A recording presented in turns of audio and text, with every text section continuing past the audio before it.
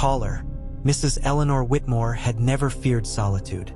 At 82 years old, she had lived alone for nearly 2 decades in her creaky Victorian house at the end of Holloway Street. She liked the stillness, the predictable routine of her days, watering the azaleas in the morning, feeding the stray cat that lingered on her porch, reading by the fire in the evenings. Her children had long since moved away, and though she sometimes missed them, she had come to find comfort in her independence.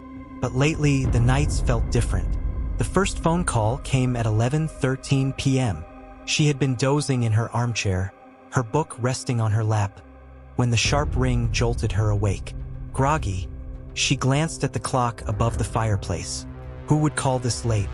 She heaved herself up, her joints aching, and shuffled toward the kitchen where the phone hung on the wall. She lifted the receiver with a sigh. Hello. At first, there was only silence. Then, a breath. Slow, heavy, wet. A cold prickle crawled down her spine. Who is this? The breathing continued, steady and deliberate, as if the caller wanted her to listen. She felt something tighten in her chest, an old, familiar sensation she hadn't felt in years. Dread. Hello? She repeated, her voice firmer now. Click. The line went dead. Eleanor stood there for a moment, gripping the receiver. A wrong number, she told herself. Nothing to be concerned about. Still, as she made her way back to her chair, she glanced at the windows, suddenly aware of the darkness pressing in from outside. She had never been afraid of the dark before. The next night, at exactly 11:13 p.m., the phone rang again. Eleanor had been expecting it. She stood in the kitchen, staring at the phone as it rang. A deep, uneasy feeling settled in her stomach. Slowly, she picked up the receiver.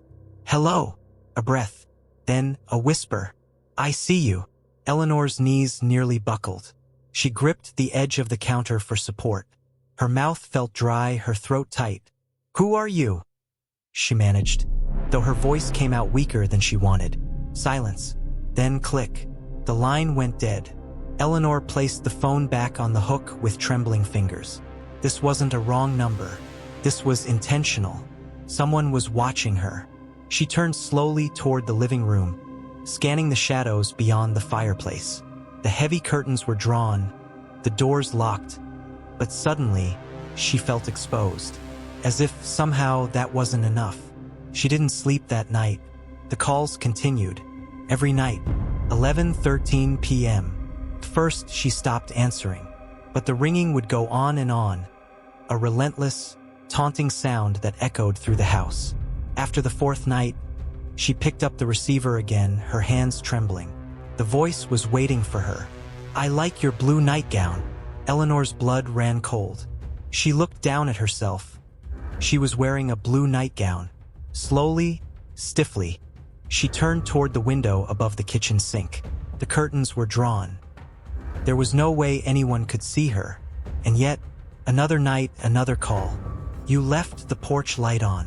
The porch light. She had left it on. She swallowed hard, gripping the phone. You need to stop this, she said, her voice shaking. I'm calling the police. A long silence, then a chuckle.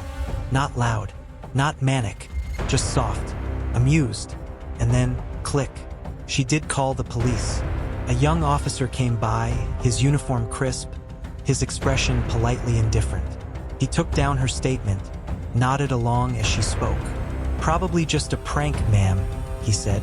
Eleanor wanted to believe him, but deep in her bones she knew this wasn't a prank. This was a game, and someone was playing with her. By the end of the week, she stopped leaving her armchair after dark. She kept the phone beside her, the iron poker from the fireplace resting against her knee. She barely slept, jerking awake at the smallest noises, the creak of the floorboards, the groan of the old pipes, the wind rattling against the windows. She told herself it was her imagination. Then, one night, at 11:13 p.m., the voice changed. It was closer this time, more confident. I'm inside. Eleanor's stomach lurched. Her vision blurred for a moment as a wave of nausea rolled over her. No, she whispered. You're lying. Silence. Then, A soft creak. Her breath hitched. That sound hadn't come from the phone. It had come from behind her. Eleanor sat frozen, her heart slamming against her ribs. She couldn't bring herself to turn around. She could feel it, something watching her. The phone was still pressed to her ear. The caller was still breathing. Then, a whisper. "You left the basement door unlocked." Eleanor's skin turned ice cold. The basement. She never went down there. Hadn't in years. She kept it locked. Hadn't she? The breathing on the phone grew heavier, almost eager. Eleanor's fingers clenched around the receiver so tightly they ached. And then, a floorboard groaned. Directly behind her. She turned, and for the first time she saw him. A shadow in the doorway, tall, watching. His head tilted slightly, as if he were studying her. He didn't move, didn't speak. Then,